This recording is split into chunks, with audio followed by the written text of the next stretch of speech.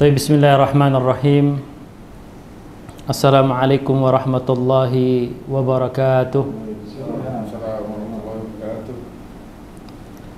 Alhamdulillahi wa kafa, wassalatu wassalamu ala khairil anbiya'i wal mustafa nabiyina wa habibina wa maulana Muhammadin wa ala alihi wa sahbihi wa mawalah, wa la hawla wa la quwata illa billah. Qala Allah tabaraka wa ta'ala fi kitabihil karim, ya ayyuhalladzina amanu taqullaha haqqa tuqatih wa la tamutunna illa wa antum muslimun. Wa qala sallallahu alaihi wasallam, man salaka tariqan yaltamisu fihi ilma sahhalallahu bihi tariqan ilal jannah. Rasulullah sallallahu alaihi wasallam telah memberikan kabar gembira kepada kita sebagai hamba yang diciptakan untuk beribadah kepada Allah, memberikan kabar gembira bahwasannya man salaka tariqan, siapa saja, tidak lihat laki-laki ataupun perempuan, yaltamisu fihi ilma, man salaka tariqan, barang siapa yang menempuh sebuah perjalanan, yaltamisu fihi ilma, yang dimana pertempuran jalan tersebut hanya untuk menuntut ilmu yang telah Allah ajarkan kepada nabinya sallallahu alaihi wasallam, yang telah Rasulullah ajarkan kepada para sahabatnya radhiyallahu ta'ala anhum jami'an, dan kepada tabi'in, tabi'ut tabi'in. Itu tidak bisa kita datangi ke dalam sebuah majlis yang isinya adalah hal-hal yang maksiat kepada Allah. Maka sepatutnya orang yang ingin menuntut ilmu datanglah ke majlis-majlis ilmu, karena itu adalah tiket kita, tiket gratis kita untuk dimudahkan jalan menuju surga. Karena jalan menuju surga telah kita ketahui bahwasanya khuffifatil jannah bil makarih wasyahwat. Jalan menuju surga itu sebenarnya gampang. Jalan menuju keabadian surga gampang dan mudah. Akan tapi khuffifatil jannah bil makarih, dihiasi oleh zat-zat atau oleh kemaksiatan-kemaksiatan dan syahwat. Ingin berzina, zina enak, memang enak berzina. Makanya untuk masuk surga itu susah, dan untuk masuk ke neraka lebih mudah. Ikutin saja syahwat, ikutin saja syubhat, ikutin semua nafsu kita. Kalau kita biarkan, la'ammaratun bisu. Nafsu ini Pak, pada jamaah yang dirahmati oleh Allah Subhanahu wa taala, kalau kita biarkan akan menuntun kita bukan kepada kebaikan, akan tapi kepada keburukan. Ya alhamdulillah, di tengah-tengah hujan gerimis yang insya Allah hujannya memberikan rahmat dan manfaat, ya, dan menjadi doa yang mustajab. Karena salah satu ingin doa kita mustajab ketika turun hujan. Nah, ketika turun hujan biasanya yang dilupakan oleh manusia itu biasanya mengeluh. Ya, hujan lagi, jemuran saya belum kering. Ya, kurang ajar tuh, hujan, motor baru dicuci, mobil baru dicuci. Berapa harga motor kita? Berapa harga mobil kita? Berapa harga pakaian kita? Yang Allah katakan turun rahmat dari langit itu hujan. Ini kata-kata yang sepele tapi luar biasa jamaah. Ini rahmat Allah Subhanahu wa taala. Jamaah hadirin yang dirahmati oleh Allah tabaraka wa taala, kajian spesial Jumat malam ini bertema tentang kisah Harut dan Marut. Kisah Harut dan Marut ini semua kaum muslimin faham. Yang kecil, yang dewasa, yang sudah berumur tahu Harut Marut, Harut Marut. Tapi ketika ditanya siapakah Harut dan Marut itu, mereka tidak bisa menjawab atau bahkan menjelaskan belum separuhnya. Kenapa Allah abadikan Harut dan Marut ini dalam sebuah ayat?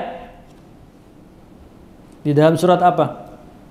Yang mengkisahkan tentang Harut dan Marut.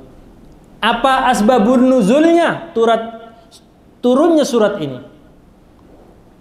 Jadi ketika Nabi kita alaihi salatu wassalam mengaku dirinya sebagai Nabi di Makkah, orang-orang Yahudi yang berada di negeri Palestina, di negeri Syam, mendengar kabar bahwa di Makkah ada orang rajulun yadda'i annahu nabi. Ada seorang laki-laki mengaku dirinya nabi. Orang Yahudi tahu, karena orang-orang Arab, musyrikin Quraisy pada saat itu adalah bangsa yang belum ada nabinya dan tidak mempunyai kitab. Kalau Yahudi, ratusan, ribuan mungkin nabi yang Allah utus untuk Bani Israel. Mereka mempunyai kitab yang bernama kitab Taurat. Nah, gampang caranya, kata orang Yahudi ini kepada pedagang yang datang ke negeri Syam. Tanya kepada orang yang berada di Mekah itu. Kalau memang dirinya nabi, dia pasti bisa jawab. Ya, karena orang Yahudi, Bani Israel, sudah Allah berikan tuntunan dalam hidup, dalam dalam kitab Taurat. Arab belum diberikan. Jadi kalau dia benar-benar tahu, ya berarti dia nabi. Apa yang mau saya tanya? Wahai Rabi. Ya, kalau Kristen kan pendeta. Kalau Yahudi, Rabi. Bahasa Inggrisnya Rabai. Apa yang dia ketahui tentang Harut dan Marut? Maka Allah Subhanahu wa ta'ala menyelamatkan Rasulnya dengan menurunkan sebuah ayat di dalam Al-Quranul Karim.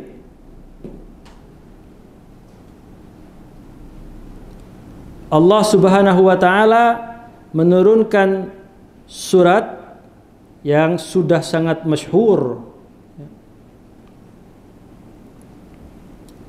Ayat apa yang tentang Harut dan Marut? Wattaba'u ma tatlus syayatin ala mulki Sulaiman.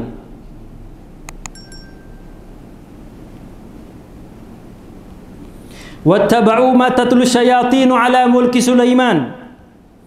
Dan mereka mengikuti apa yang dibaca oleh setan-setan pada masa kerajaan Sulaiman. Wattaba'u ala ma tatlu syayatin ala mulki Sulaiman. Wa ma kafara Sulaiman. Allah meneruskan dalam firman-Nya, wa ma kafara Sulaiman walakinna syayatin kafaru. Dan Sulaiman itu tidaklah seorang yang kafir. Kenapa Allah menjawab atau menerangkan, memperjelas bahwa wa ma kafara Sulaiman? Karena orang-orang Yahudi itu mengakui bahwa Nabiullah Daud alaihi salam itu sekaligus raja dan nabi. Sedangkan orang-orang Yahudi tidak mengimani bahwa Sulaiman adalah nabi. Karena Sulaiman dijuluki kahin, dijuluki tukang sihir. Buktinya, semua bala tentaranya, baik dari manusia, baik dari alam, baik dari binatang, semuanya tunduk kepada Nabiullah Sulaiman alaihi salatu wassalam. Nah, ini mustahil kalau bukan seorang sihir. Makanya Allah ingin memperjelas, wa ma kafara Sulaimanu walakinna syayatin kafaru. Akan tapi syayatin, setan-setan itu yang kafir. Yu'allimuna an-nasa sihra. Setan-setan itulah yu'allimuna an-nasa sihra, yang mengajari kepada manusia tentang beberapa hal dari sihir. Wa ma unzila 'alal malakaini bi Babila Harut wa Marut. Mereka mengerjakan sihir kepada manusia, dan apa yang mereka diturunkan kepada dua orang malaikat di negeri Babil. Negeri Babil, saudara seiman yang dirahmati oleh Allah Subhanahu wa taala, kalau kita searching sekarang di mbah Google, ya, itu pasti tertuju negeri Babilonia. Itu ada di Irak. Dulu namanya bukan Irak, tapi negeri Babil, Babylon. Dikuasai oleh raja yang menguasai dunia, yang bernama Bukhtanasr, yang memporak-porandakan Palestina beserta Yahudinya, dihabiskan semuanya. Itu Bukhtanasr. Jadi malaikat di Al-Quran dikatakan Bibabila Harut wa Marut, yang bernama Harut dan Marut. Wa ma yu'allimani, dan Harut dan Marut ini tidak pernah mengajarkan, keduanya ini tidak pernah mengajarkan apapun kepada siapapun, min ahadin hatta yakula, kecuali dia berbicara. Dia nih Harut dan Marut ini ngomong, awas loh, ya, saya mengajari ini bukan untuk jahat, saya mengajari ini bukan untuk menjahati orang. Yakula innama nahnu fitnah, sesungguhnya kami ini Harut dan Marut ini fitnah, cobaan ujian untuk kalian.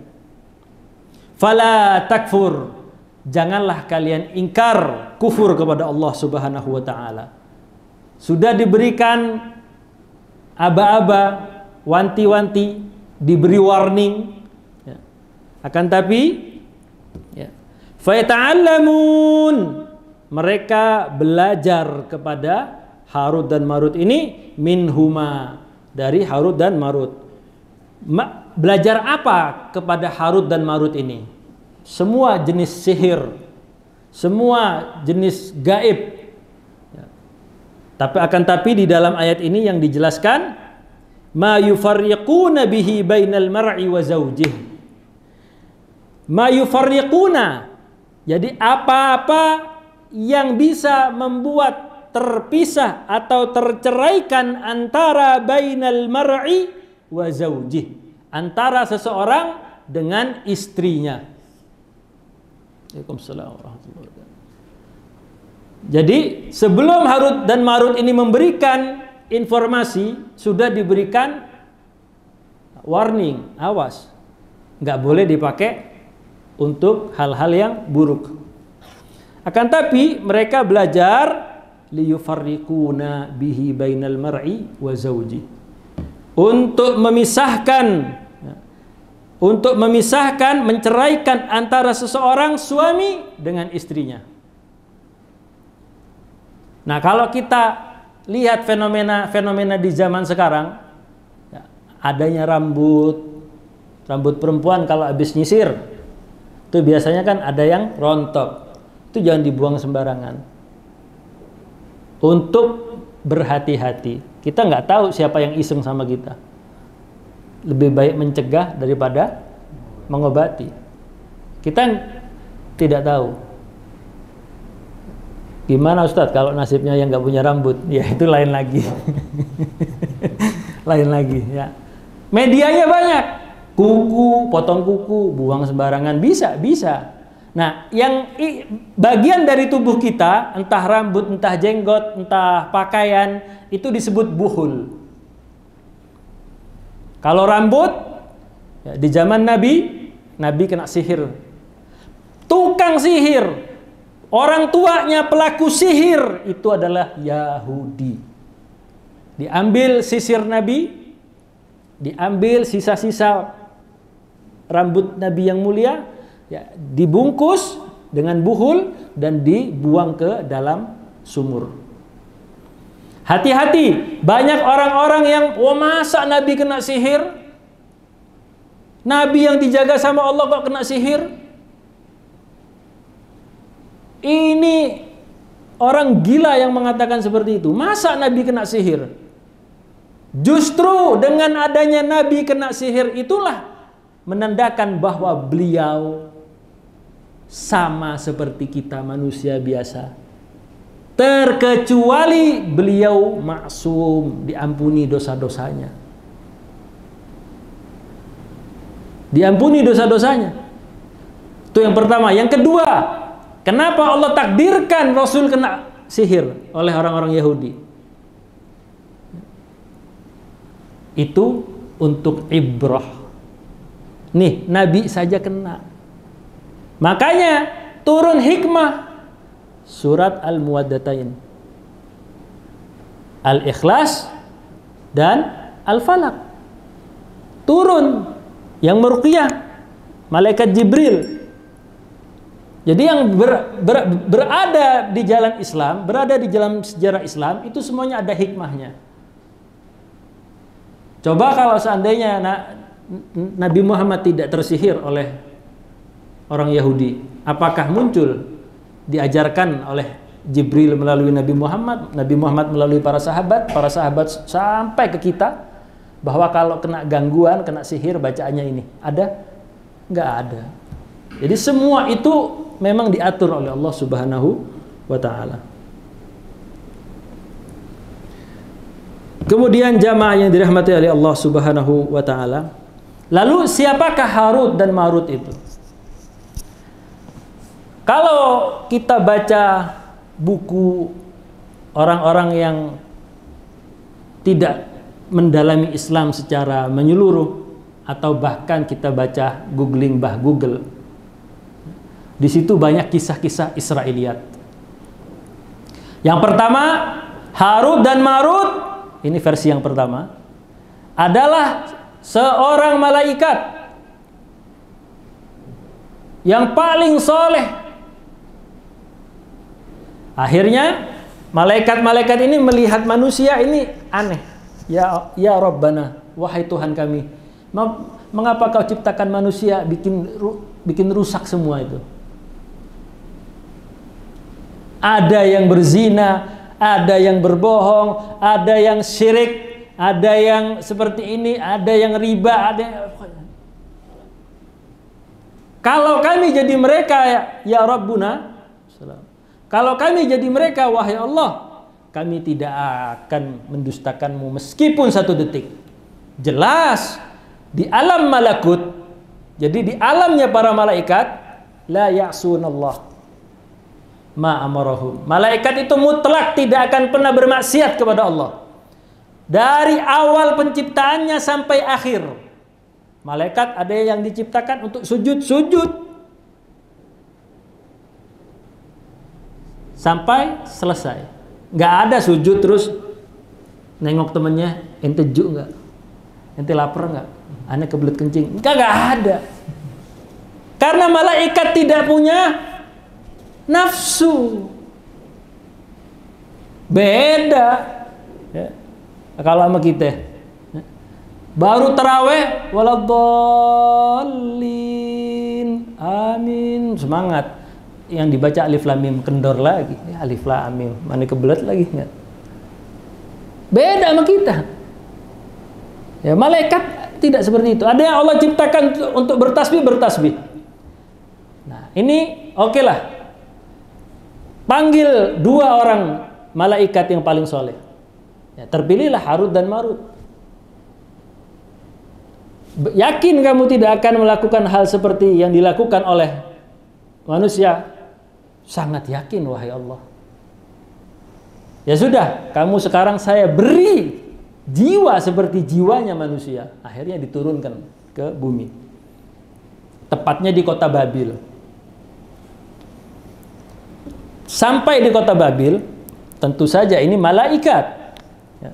Jibril alaihi salatu wassalam ketika turun itu menyerupai manusia yang belum ada manusia terindah yang dilihat oleh masyarakat pada saat itu. Tentu saja yang turun ini adalah Harut dan Marut, malaikat.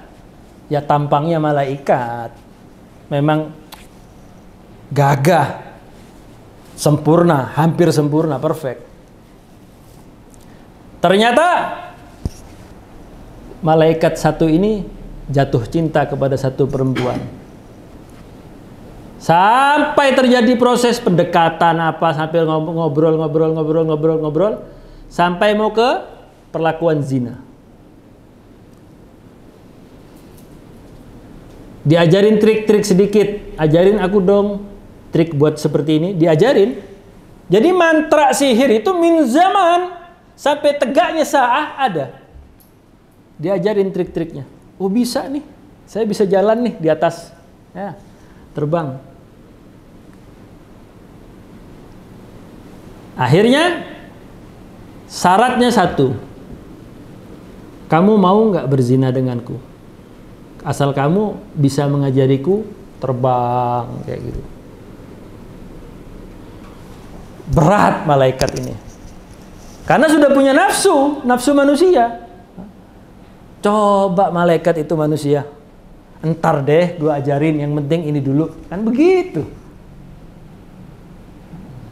Namanya malaikat, ya, terlalu berat kalau saya harus bermaksiat syirik kepada Allah. Nggak jadi malaikat itu untuk berzina. Kemudian malaikat yang kedua juga jatuh cinta kepada perempuan yang cantik.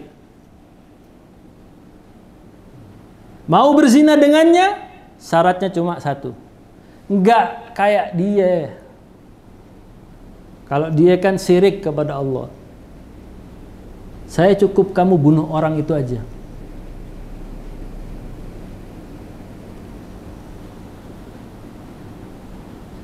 Gak mau. Bunuh tanpa hak, luar biasa dosanya. Seperti kita membunuh orang seluruh dunia. Kita membunuh orang tanpa hak, meskipun dia kafir. Dengan kita bunuh tidak dalam keadaan benar dalam Islam, kita yang salah. Dan itu dianggap oleh Allah dosanya seperti membunuh seluruh manusia. Kemudian, nah, trik yang ketiga nih, suhu. Perempuannya suhu ini berarti master.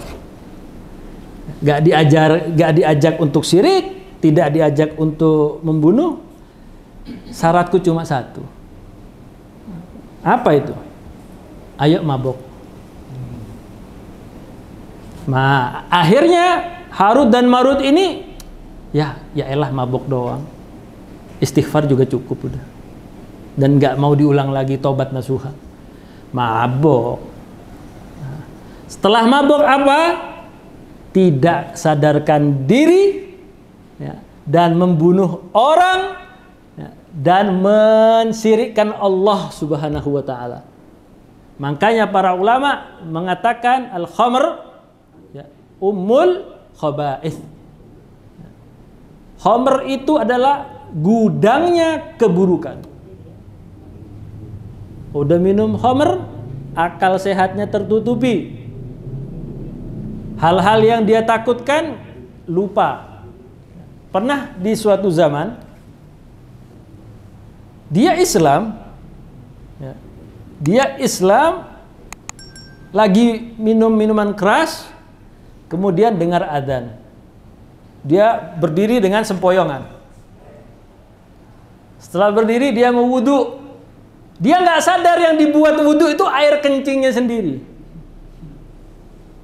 Loh, orang kalau sudah mabuk ada-ada aja tingkahnya. Ya, ada-ada. Aneh tingkahnya. Setelah itu berdoa, Allahumma ja'alni minat tawabin wa ja'alni minal mutatahhirin. Dengan air kencingnya dia berwudu, kemudian berdoa, Allahumma ja'alni minat tawabin. Ya Allah, jadikanlah aku dari golongan orang-orang yang bertaubat. Wa ja'alni minal mutatahhirin, dan jadikanlah diriku ini jadi orang-orang yang bersuci. Ummul khaba'is. Khamr itu ummul khaba'is. Orang kalau udah mabok pasti deh merembet, ya. Yang bunuh kek, yang nyuri kek. Nah. Akhirnya nangis. Setelah sadar nangis. Nangislah kedua malaikat tadi nih, Harut dan Marut ini. Dan tangisannya ini menurut kisah Israiliyat itu menjadi bintang. Atau perempuan tadi setelah dimarahi, ya, terbang ke langit dan menjadi bintang. Nah, ini adalah kisah Israiliyat.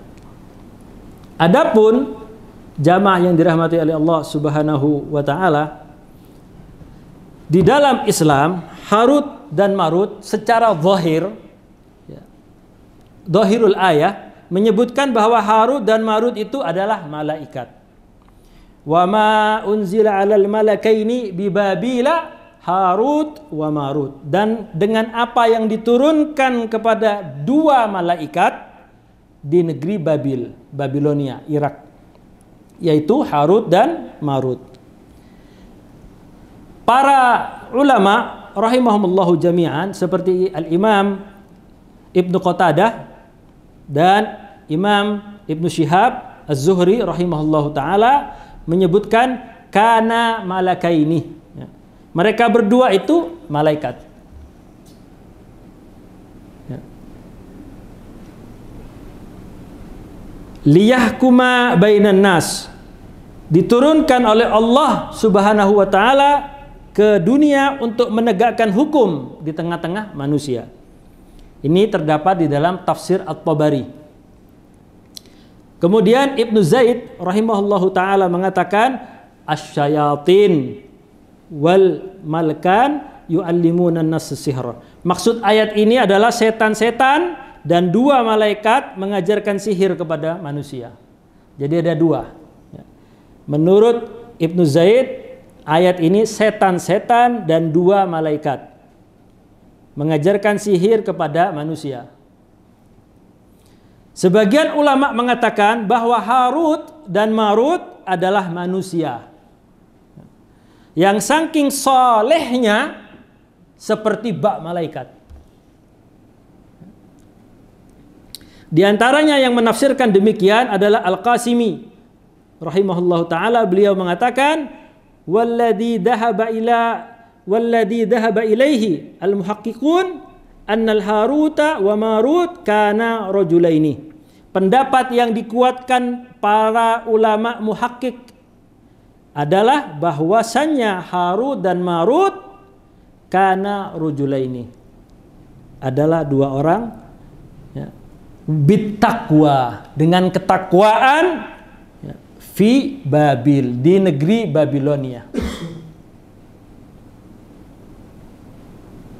Jadi seperti itu, ada dua pendapat. Ada itu memang malaikat sesuai zahir ayat, ya, ada yang enggak, itu kiasan saja karena saking solehnya dua pemuda ini di negeri Babil.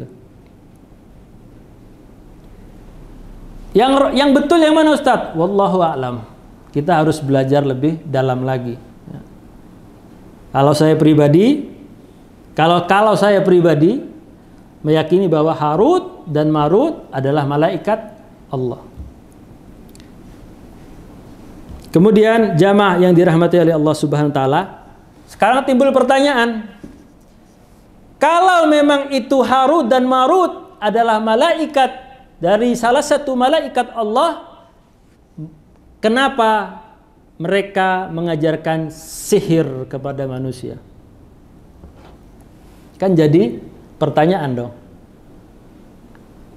Kenapa malaikat mengajarkan sihir kepada manusia?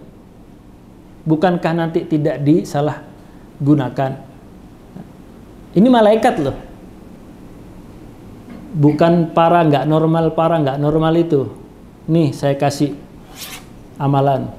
Ente puasa mutih nggak makan nasi putih, semua putih-putih, akhirnya makan nasi goreng dia, kan warnanya bukan putih. Puasa mutih. Ya. Ini kamu harus puasa bicara 40 tahun. Akhirnya bisu beneran. Aneh-aneh ya, tukang-tukang sihir nih Allah, adalah orang yang mempunyai IQ terediot orang-orang paranormal ini. Dan yang percaya lagi gak punya otak. Selesai sudah. Kembali lagi, mengapa mereka mengajarkan sihir kepada manusia? Kalau mereka malaikat, kenapa mengajarkan sihir? Nah, jawabannya ada di ayat setelahnya. Wa ma yu'allimani min ahadin. Mereka berdua tidaklah mengajarkan apapun dan kepada siapapun hatta sampai yaqula innama nahnu fitnatun. Sampai mereka berkata, kami ini fitnah loh. Udah diomongin kan? Udah dikasih warning kan? Fitnah loh ini. Sama kayak kita nih, dikasih duit, nggak ada angin, nggak ada ombak, ya Allah, beras naik, ya Allah, ya, bulan ini listrik naik, ya Allah, ya mau gimana lagi, kan? Ya mau gimana lagi kan? Kemarin joget, sekarang nangis, ya, karena berasnya naik, gitu kan? Tiba-tiba ada orang datang, nih duit 1 truk buat ente, tapi awas, jangan dipakai untuk maksiat. Iya dulu, yang penting seneng, yang penting aneh hasol, yang penting kita dapat dulu apa mantra-mantra sihirnya, yang penting kita datang dapat dulu fulus, kullu syai' bil fulus, kullu syai' bil fulus mulus. Datang, yang penting kita iyain dulu dah. Manusia 1 detik sama 1 detik, sebelum 1 detik, sesudah 1 detik berubah. Fala takfur, dan janganlah engkau kufur, karena ini semua dari Allah Subhanahu wa ta'ala. Jadi mereka mengajarkan sihir sebagai bentuk ujian untuk manusia.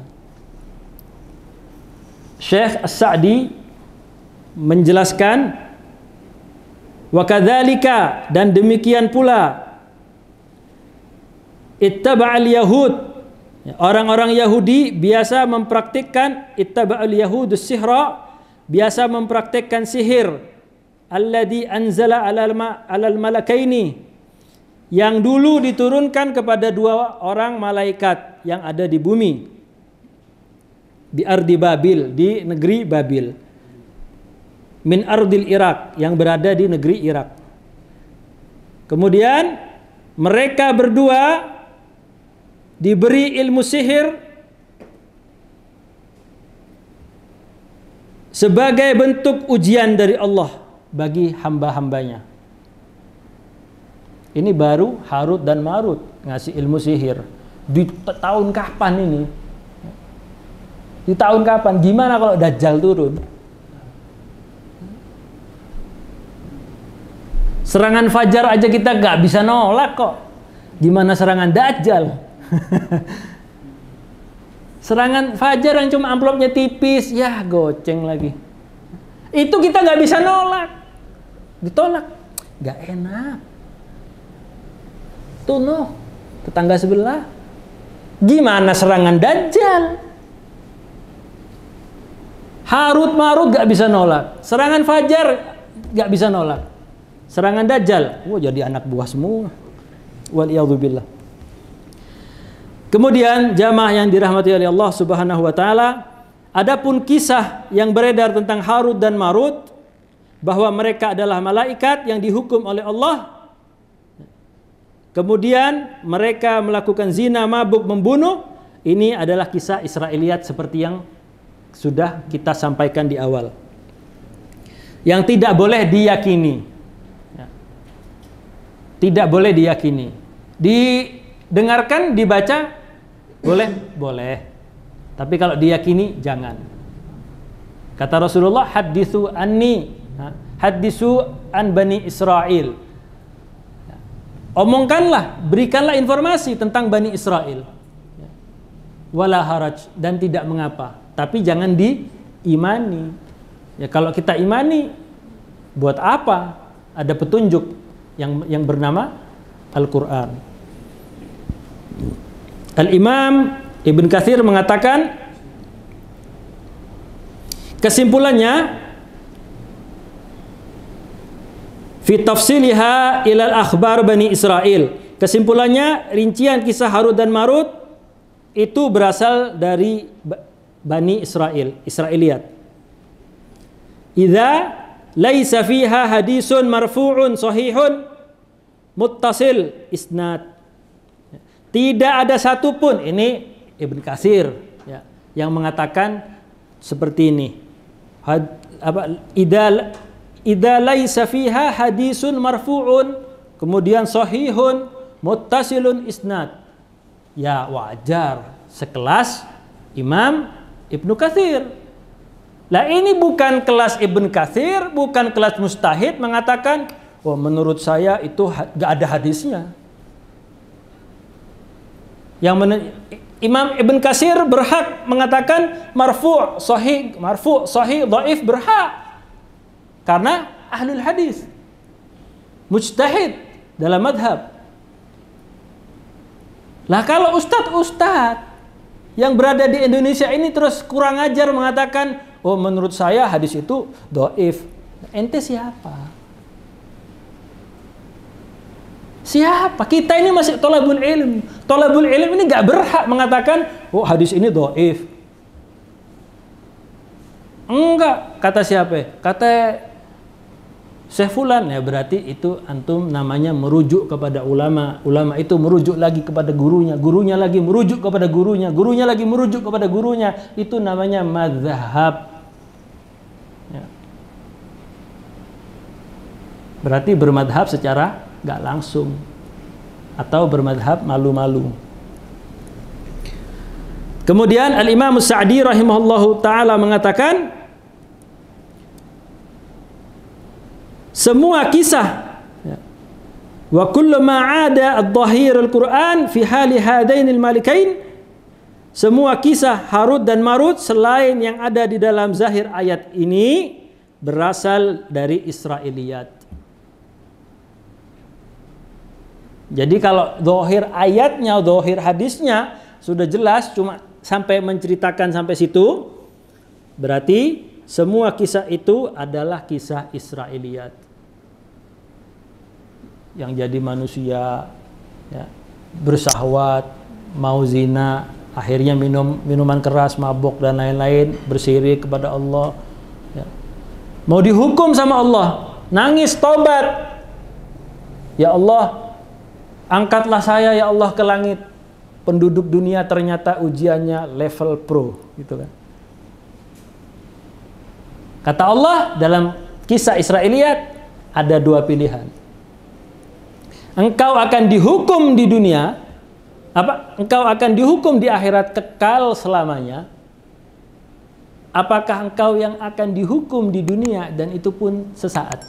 Akhirnya Harut dan Marut memilih untuk menjalani hukuman di dunia. Itu kisah Harut dan Marut.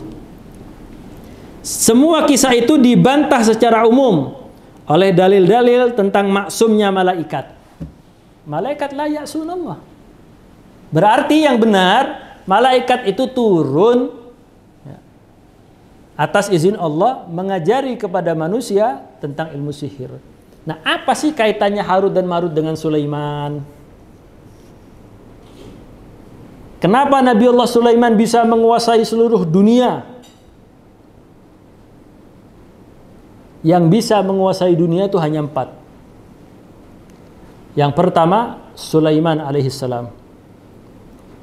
Satu dunia tunduk kepada Sulaiman.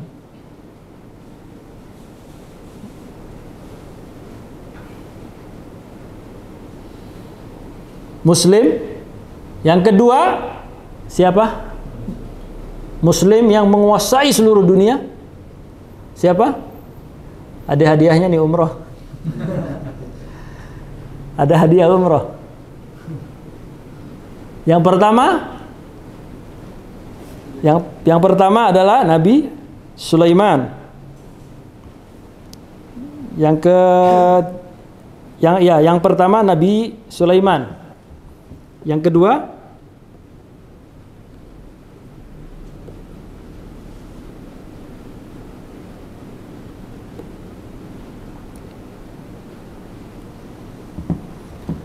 siapa? Zulkarnain. Dua-duanya Muslim. Kemudian yang ketiga, kafir. Siapa? Hah? Siapa? Ya, Yahudi bangsa. Ini person. Siapa? Korun cuma punya peti harta ditenggelimin sama Allah. Ini menguasai seluruh daratan lautan dunia.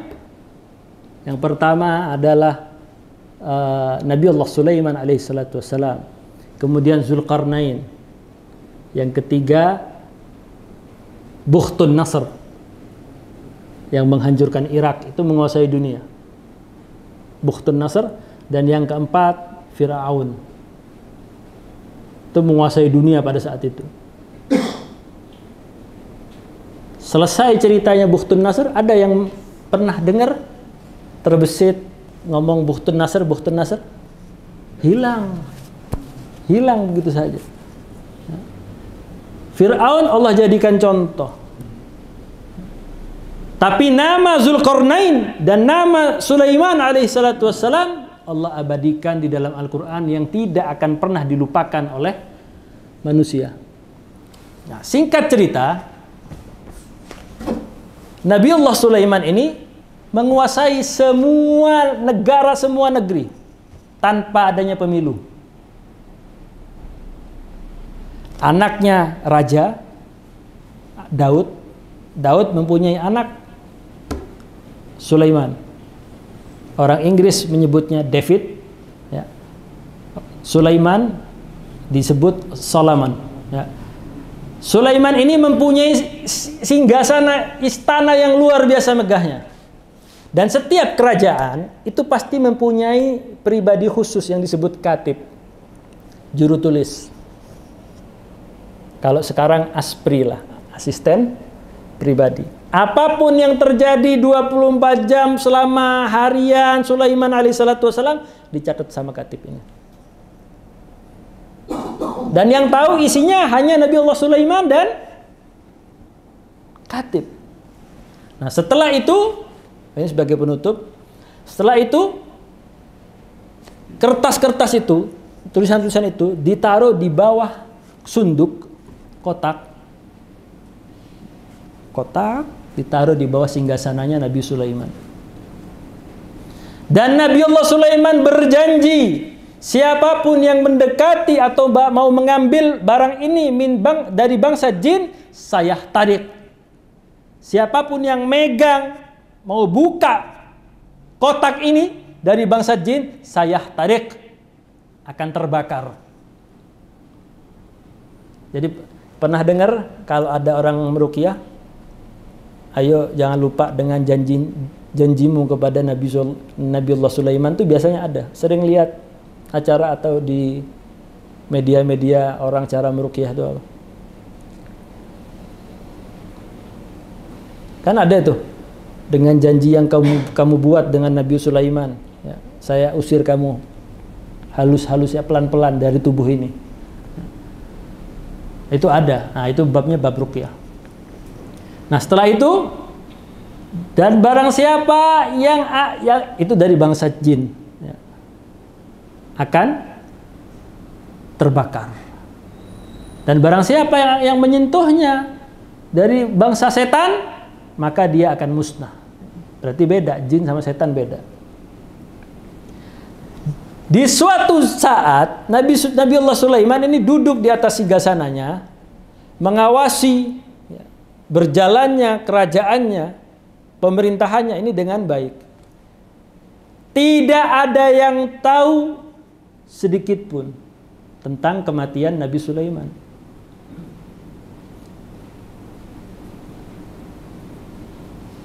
Flashback sebentar. Jadi kahin, tukang-tukang dukun itu dia mencuri dengar. Jadi ketika Allah memberikan wahyunya yang kalau kita belajar ulumul Quran itu pernah kita bahas di pelajaran sirah, di kajian sirah awal-awal, alamatul wahyi. Alamat wahyu itu seperti sholatil jaros. Bunyinya gimana kalau rantai kapal yang gede itu kita bunyikan ke besi juga. Itu semua malaikat pingsan. Nggak ada yang kuat untuk mendengar bunyi itu. Itu diibaratkan bunyinya seperti itu. Yang pertama kali bangun adalah Sayyidul Malaikah, Jibril. Barulah malaikat yang lain bangun. Madza qala rabbukum ya Jibril? Apa yang Tuhan kamu sabdakan? Qala kada, kada, kada. Qalu sadaq. Malaikat itu menjawab benar. Nah, jin itu ini Pak, jin itu juga mempunyai tali persahabatan yang kuat. Jadi jin di langit pertama, langit kedua, langit ketiga, dia mencuri-curi dengar kabar dari sama. Yang mendengar langsung, oh besok hujan di daerah Pedati. Turun jinnya, turun ke langit kedua, ketemu jinnya. Besok hujan, tapi cuma di wilayah Otista depan doang. Turun lagi, turun lagi, turun lagi, turun lagi.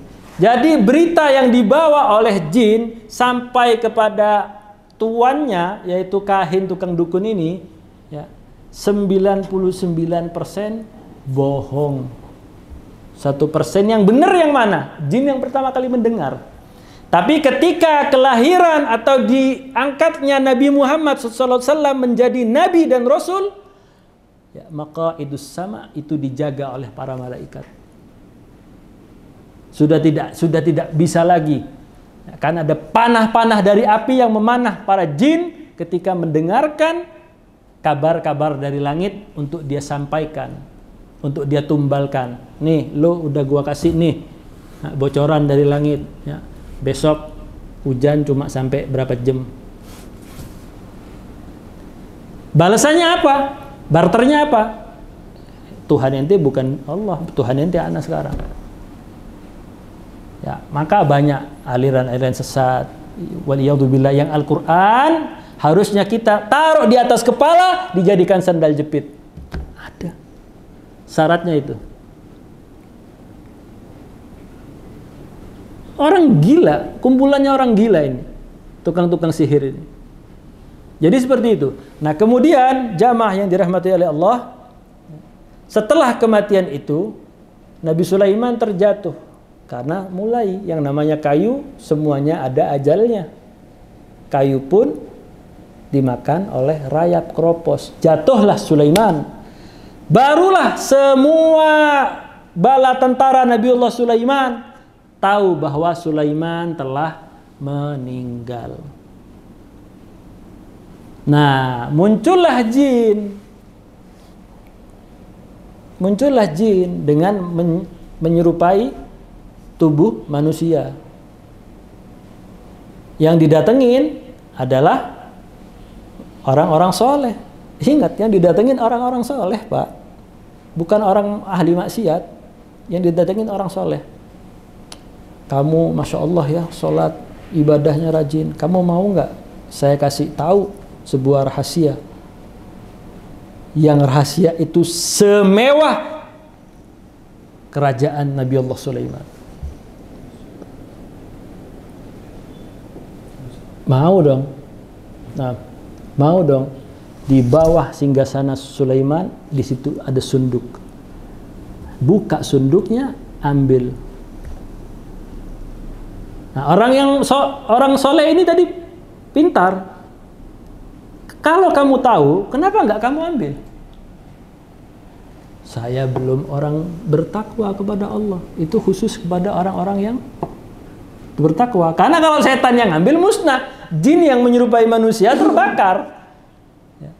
Jadi dia menyuruh manusia untuk mengambil isi-isi semua tulisan dari Nabi Allah Sulaiman.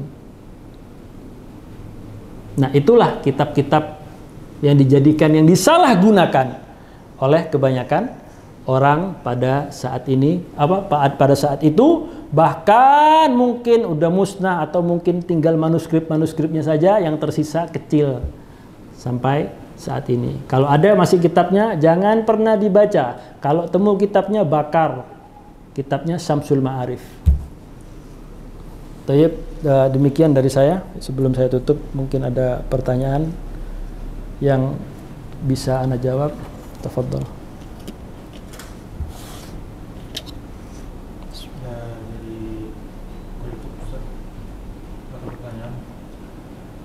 Apakah Harut dan Marut masih digantung di langit sampai sekarang?